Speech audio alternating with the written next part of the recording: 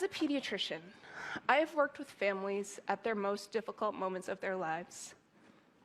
From making a devastating diagnosis of leukemia to sharing with a family that we were unable to resuscitate their child.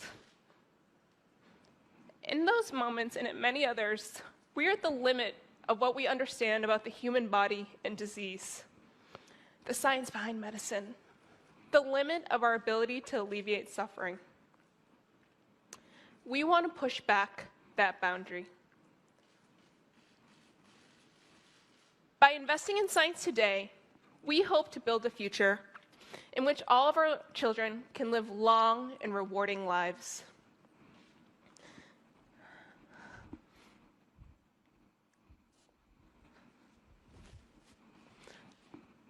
When we decided to tackle this second focus area, we started asking questions.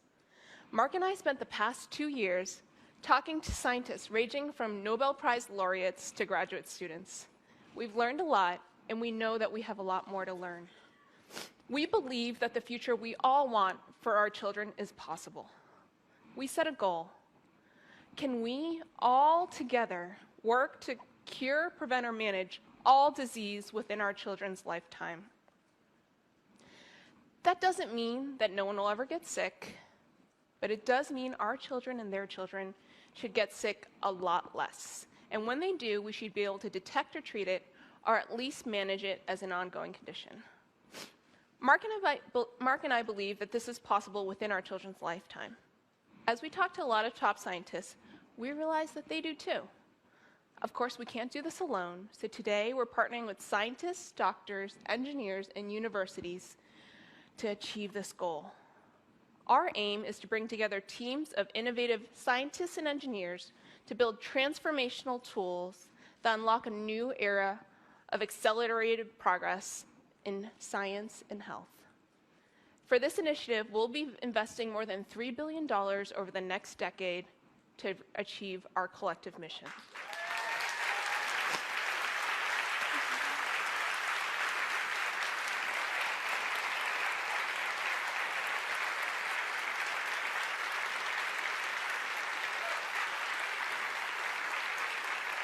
We've met some amazing people on this journey, and we're so thankful that so many leading scientists are joining us as advisors and partners in this new science initiative and for the BioHub.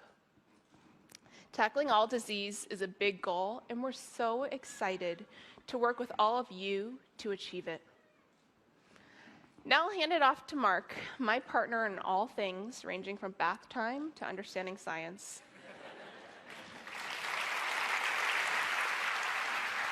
Amazing.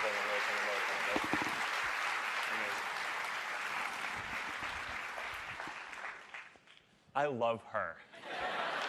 Big question. Can we cure, prevent, or manage all diseases in our children's lifetime?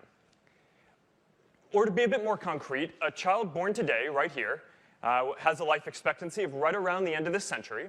So can we cure, prevent, or manage all diseases by the end of this century? Now, again, that doesn't mean that no one will ever get sick. But it does mean that people should get sick a lot less, and that when they do, we should be able to identify it quickly and treat it, or at least be able to manage it as a non-harmful ongoing condition. But this is a big goal. And we thought that this was really aggressive when we got started. But we've spent the last few years going out and talking to dozens and dozens of top scientists and experts who really believe that this is possible. So we dug in. And we read everything that we can get our hands on. I got into the math of how science is funded and organized. And I got to work with Priscilla on this, which helped because she's actually a doctor. And she studied neuroscience at Harvard, so she has a slight edge on me, slight edge. But when you get into it, one of the first things that strikes you is that medicine has only been a modern science for about a century. Right, so think about that for a second.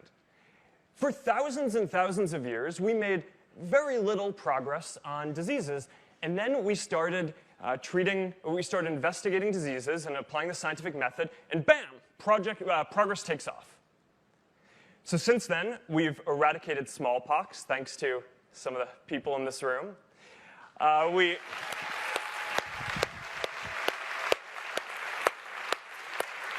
And we're close to eradicating polio thanks to other people who are here with us today.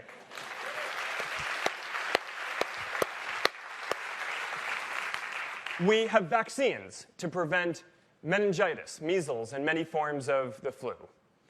We have antibiotics that can treat potentially deadly diseases like tuberculosis and pneumonia.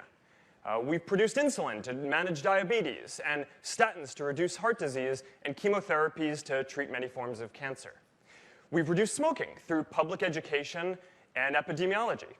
And we've even found ways to reduce life-threatening diseases like HIV to conditions that we can manage on an ongoing basis. So all of this adds up to finding more and more ways to cure, prevent, and manage more and more diseases over time.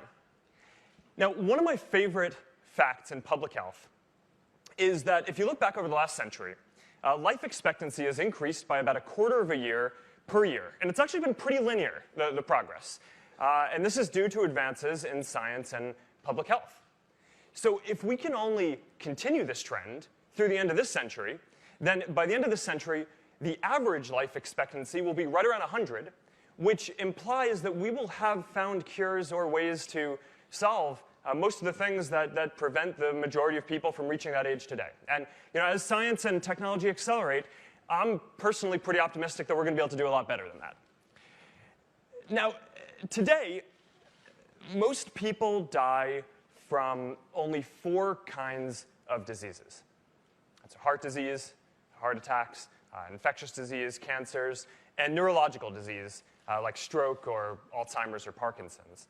And of the rest, almost half die from things like accidents and injuries and hunger, which are not necessarily even diseases. So if the focus is on curing all diseases, it's pretty clear where you want to focus to start.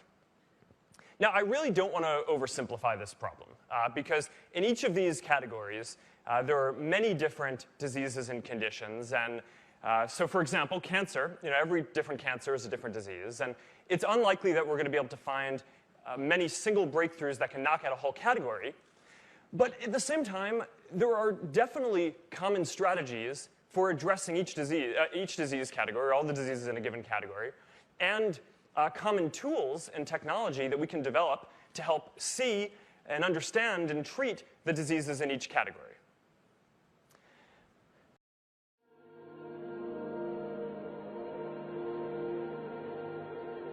So one area that we're both very passionate about is health and disease. And then you start looking into it, and it turns out that people have only really been trying to cure diseases for fewer than 100 years. And our country spends 50 times more money on treating people who are sick than we spend trying to cure the disease so people don't get sick in the first place.